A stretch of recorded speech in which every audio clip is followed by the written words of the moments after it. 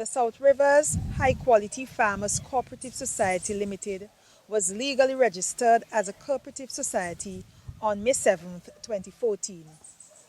It has as a membership of 25 members and the objective to arrange for the marketing of members' agricultural products and services both locally and regionally.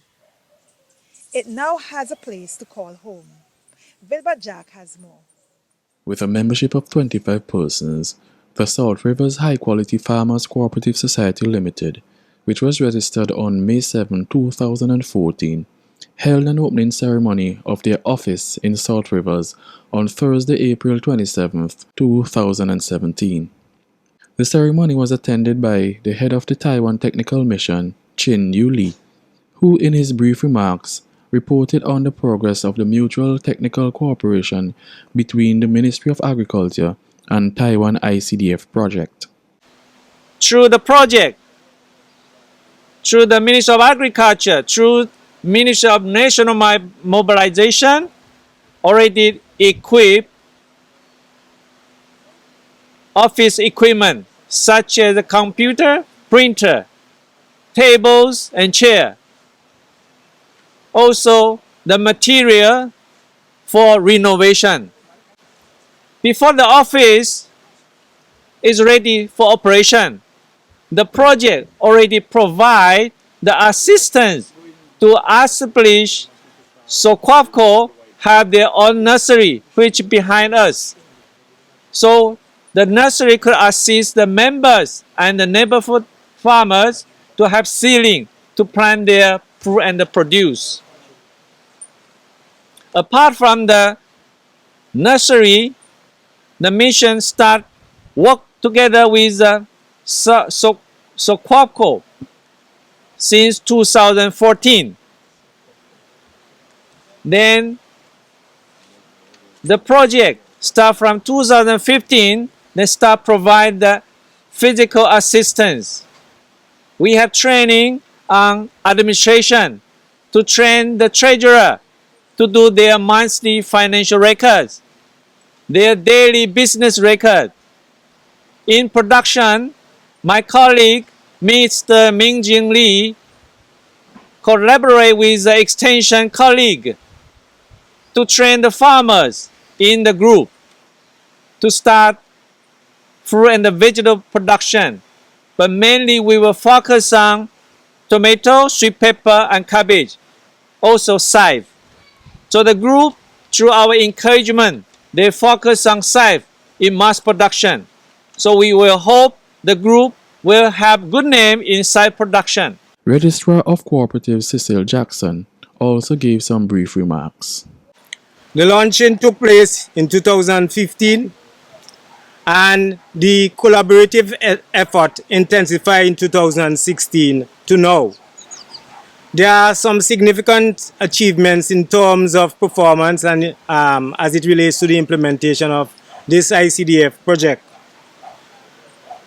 What I would want to encourage all those beneficiaries under the project to do, because this project is intended to really enhance the production capabilities of all cooperative societies, agricultural corps, throughout St. Vincent and the Grenadines, and really to enhance the production capabilities with farmers. We have so far the establishment of the soil lab, and that is a significant game changer within the agricultural sector, I must say. And there is a continuing rolling out of benefits to the 8 selected beneficiaries, cooperative societies. We as farmers must be thankful of this injection of support from the Taiwan Technical Mission and more so from the government of St. Vincent and the Grenadines. We recognize that there are several challenges within the cooperative sector and more so within the agricultural sector as it relates production and production capabilities. One of them is the challenges of climate change, and we recognize those. But we, as cooperative managers have to ensure that we develop our resilience in terms of responding to these vulnerabilities as it relates to climate change. I will encourage you to invest all the cooperatives to make an effort to seek funding for investment in irrigation and greenhouse technology. The project did not provide for that, and we recognize that. It's our responsibilities as serious commercial farmers to inject investment opportunities with funding that will help us in the long run. I recognize that from time to time we have our differences within the various corps, but that is natural. But it's how we manage these differences and prepare ourselves to go forward. It is indeed a tremendous challenge, I must say, given the scarcity of developmental funds within our region.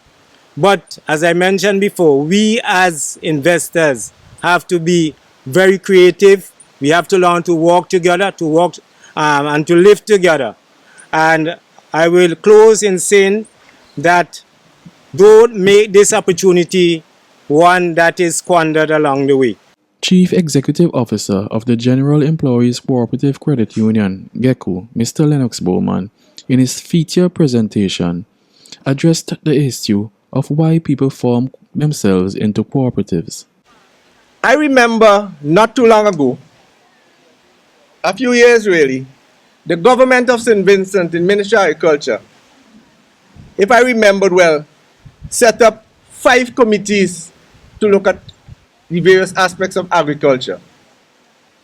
I think we had a committee dealing with land, we had a committee dealing with labor, we had a committee dealing with capital, there was a committee dealing with marketing, and there was a committee dealing with the expansion and organization of farmers. People thought that agriculture was dead. People thought that young people are not interested in agriculture. I don't know if that is true today. Of the 5 committees, the committee that was closest to my heart was the committee which was supposed to have addressed the organization and expansion of farmers. Because if farmers are organized and if there are markets, I can assure you that land, we have lots of it. Labor will be forthcoming because when people work, they will get paid. They will be paid. And capital has never been a problem in St. Vincent. And I know some of you thinking, what? No. Money for agriculture has never really been a problem. You know. We have always had money. You know what the problem was? Accessing the money. Because a lot of financial institutions will not lend you money if they don't think that your product's going to be sold. Because when you lend money to a farmer or lend money to a businessman, you're assuming that the products or services which he or she provides will be sold.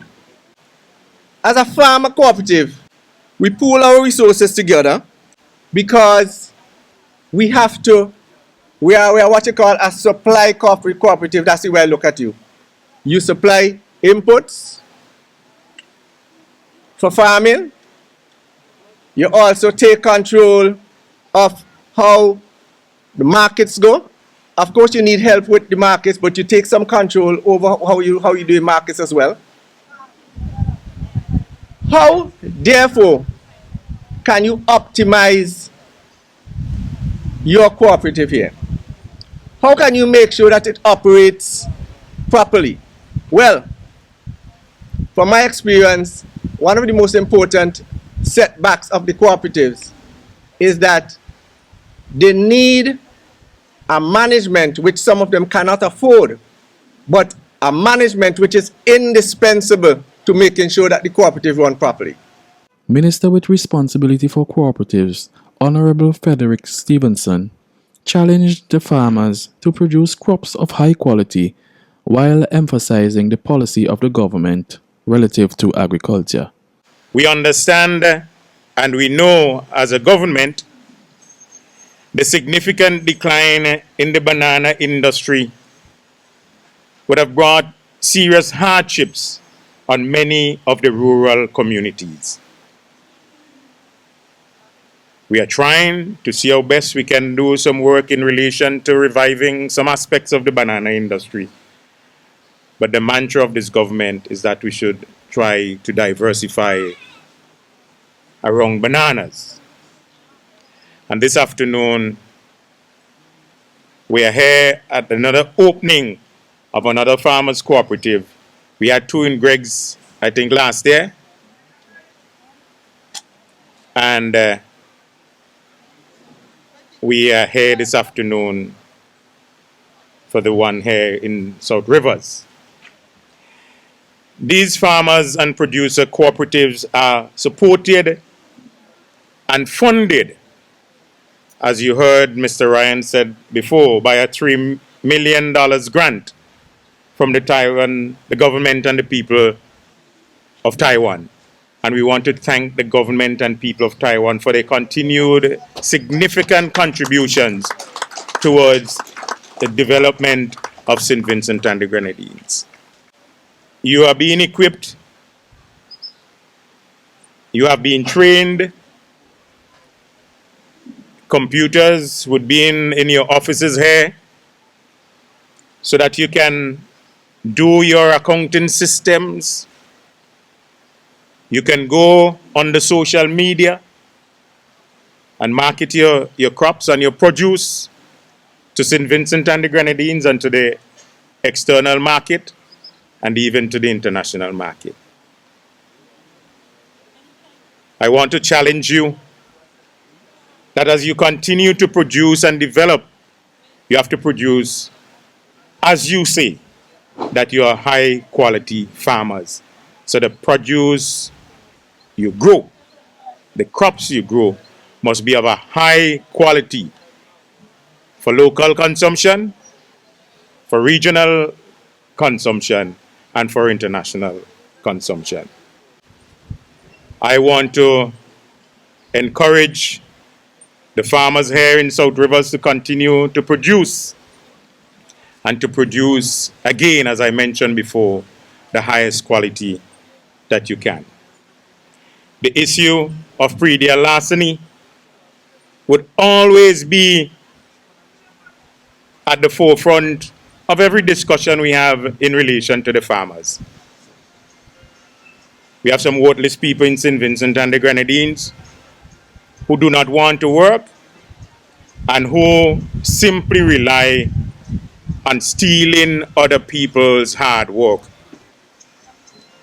I am putting out a challenge this afternoon that there are laws and regulations in place, and once you are caught and you go to court and you give the evidence that your crops were stolen, I'm sure a reasonable magistrate or judge would give the necessary punishment the person deserves for that kind of offense.